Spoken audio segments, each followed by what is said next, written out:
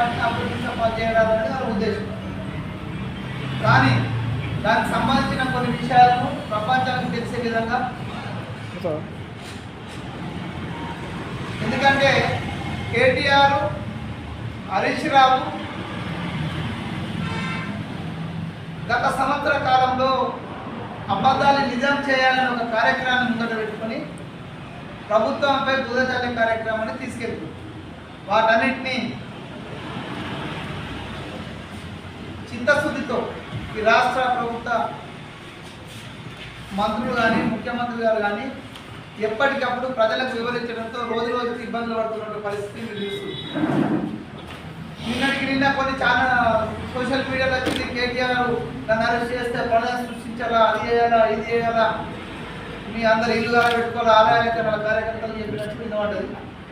TRS కార్యకర్తలు చెప్తున్నాము, మీ ఇల్లు కాకపోతే మీరే నష్టపోతారు, మీరు కేటీఆర్ మాటని ఇల్లుగా కొట్టుకోకుండా ఈ సందర్భంగా విజ్ఞప్తి చేస్తాం.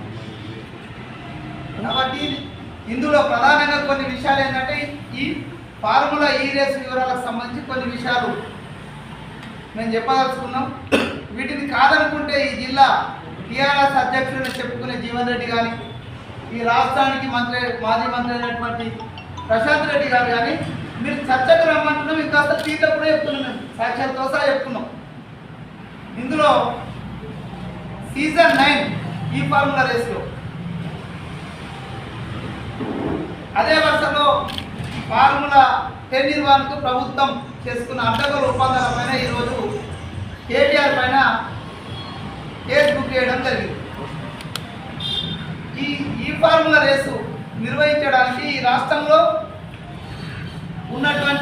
అప్పుడున్నటువంటి ప్రభుత్వానికి కానీ, మంత్రిమండలి కానీ, చివరికి జిహెచ్ఎంసీ కానీ ఎలాంటి సంబంధం లేకుండా కేవలం పురపాలక శాఖ మంత్రిగా ఆయనకు ఉన్నటువంటి విచక్షణ అధికారాలను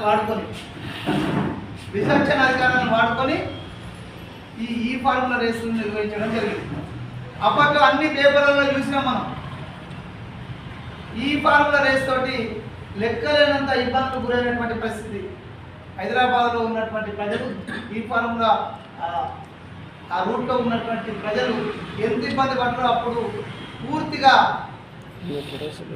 ప్రజలు ఇబ్బంది పడ్డ పరిస్థితి. ఆ రోజు ఉన్నటువంటి నమస్తే తెలంగాణ మినహా మిగతా పత్రికలలో, టీ న్యూస్ మినహా మిగతా ఛానళ్లలో ఈ రాష్ట్రంలో ఉన్నటువంటి ప్రతి పరిస్థితి. కానీ దాని ద్వారా నష్టపోయిన కంపెనీలకు ఎలాంటి ఆమోదం లేకుండా 55,000 కోట్ల రూపాయలు చెల్లించిందనేది కేటీఆర్ పైన ఉన్నటువంటి 55 కోట్ల రూపాయలను అప్పనంగా చెల్లించిండు. అది జిహెచ్ఎంసీ అధికారుల పైన ఒత్తిడి తీసుకొని చెల్లించింది అనేది ఏసీబీ పెట్టినటువంటి కేసు. కానీ ఈయన తప్పు చేసిన ఏసీబీ కేసు బుక్ చేస్తే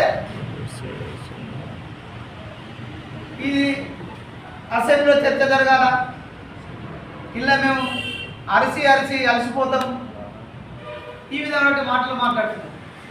కాబట్టి దానికి సంబంధించి ఇంకా చాలా వివరాలను సీజన్ 9 నిర్వహణకు దాదాపు 200 కోట్లు ఖర్చు అయిందని వాళ్ళు చెప్పారు. ఆ తర్వాత వాళ్ళకి లాభాలు రాకపోవడంతో అప్పుడు ఉన్నటువంటి కంపెనీలు ఏవైతే ఉన్నాయో స్పాన్సర్ చేసిన కంపెనీలు ముందుకు రాలేదు. కానీ ఆ తర్వాత కేసీఆర్ ఒత్తిడి, అసలు ఇందులో ఉన్నది ఏంటంటే ప్రభుత్వము వాళ్ళతో చేసుకున్న ఒప్పందం ఏంటిది, కేవలం మధ్యవర్తికి మాత్రమే, సదుపాయాలు అందించడానికి మాత్రమే ఈ ప్రభుత్వము వాళ్ళతో ఒప్పందం చేసుకున్నది. ఇక ఏదైతే సంస్థలు ఇది నిర్వహణ చేసిర్రో వాళ్ళ నష్టాలకు కానీ లాభాలకు కానీ ఈ ప్రభుత్వంతో ఎలాంటి సంబంధం లేదు. కానీ ఆ సంస్థ నష్టపోయిందని తెలియగానే 55 కోట్ల రూపాయలను ప్రభుత్వ సొమ్మును, ప్రజాధనాన్ని దుర్వినియోగం చేసిందనే ఆరోపణ పైన ఈరోజు ఆయన పైన కేసు బుక్ అయింది. దీన్ని ఎక్కడ నిరూపించుకోవాలా? ఏసీబీ దగ్గరికి వెళ్ళి ఇది తప్పు, ఇది నిజమని ఏదైనా చెప్పుకొని ఆయన పక్కకి ప్రయత్నం చేయాలి. అంతేగాని అసెంబ్లీలో మాట్లాడదాం, అసెంబ్లీలో టీవీలు ఉంటాయి కాబట్టి అట్లా ముందట మేము ఏమైనా మాట్లాడచ్చు అనే ఉద్దేశంతో ప్రజలు పక్కదో పట్టించే ప్రయత్నం చేస్తున్నారు. దయచేసి ఈ రాష్ట్రంలో ఉన్నటువంటి తెలంగాణ ప్రజలు ఆలోచించాలి. కేసీఆర్ కుటుంబం చేసినటువంటి అవినీతి భాగవతం ఒక్కొక్కటిగా బయటకు వస్తుంది. వీటిని మనం క్షుణ్ణంగా పరిశీలించాల్సిన అవసరం ఉంది. ఈ రాష్ట్ర ప్రజలు వారిని ఒక్కొక్కరు నియంతలాగా ఇది మా ఆస్తి, మా తాతలు ముత్తాతలు సంపాదించిన తెలంగాణ సంబంధం మాదిరి పద్ధతిలో 10 సంవత్సరాల కాలాన్ని వెల్లయించిన కుటుంబం యొక్క భాగవతాలు బయటకు వస్తున్నాయి. కాబట్టి ప్రజలు దీన్ని సౌకర్యంతో స్వీకరించాలి. రేపు అరెస్ట్ అయినా వాళ్ళు ఏంటంటే ముందు జాగ్రత్త, అరెస్ట్ అయితే అల్లరి చేయమని టీఆర్ఎస్ నాయకులకు హెచ్చరిస్తుంది అంటే ముసుగలుపుతున్నారు. కానీ వాళ్ళు అరెస్ట్ అయి లోపల రాజమర్యాదలతో ఉంటాడు కేటీఆర్. ఇక్కడ టీఆర్ఎస్ నాయకులు మీరు అరెస్ట్ అయితేనేమో మీరు ఇబ్బందులు గురవుతారు. కాబట్టి ప్రజలు వాళ్ళ తల్లిదండ్రులు వాళ్ళ పిల్లలకు చెప్పుకొని మీరు కేటీఆర్ అనేటి వాడు వాళ్ళ స్వార్థం కోసం మీ పిల్లల భవిష్యత్తును ఖరాబ్ చేస్తారు. ఎవరు కూడా వాస్తవాలు గ్రహించమని సందర్భంగా తెలియజేస్తూ మిగతా విషయాలను కూడా మీకు ప్రశ్నలతో ఇవన్నీ కూడా మీకు మిగతా విషయాలు పంపిస్తాం. అదేవిధంగా ఊకదుంపుడు ఉపన్యాసాలు చెప్తున్నటువంటి Harish Rao outer ring road పైన గతంలోనే 600 కోట్లు సంవత్సరం వచ్చే ఔటర్ రింగ్ రోడ్ను అంటే 30 సంవత్సరాలు అంటే 18,000 కోట్లు వస్తుండే మనకు. కానీ హరీష్ రావు వాళ్ళ ప్రభుత్వం ఉన్నప్పుడు 7,300 చిల్లర కోట్లకు 30 సంవత్సరాలు ఏ విధంగా కట్టబెట్టుకునే చెప్పమంటే దీనికి ఎంక్వైరీ చేసుకోమన్నారు.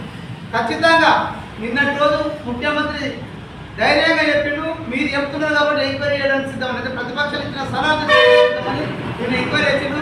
అందులో కూడా కేసీఆర్ ఇంకా ఏమైనా ఉంటే వాళ్ళందరూ కూడా రేపు ఊసలు లెక్క పెట్టడం ఖాయమని సందర్భంగా తెలియదు.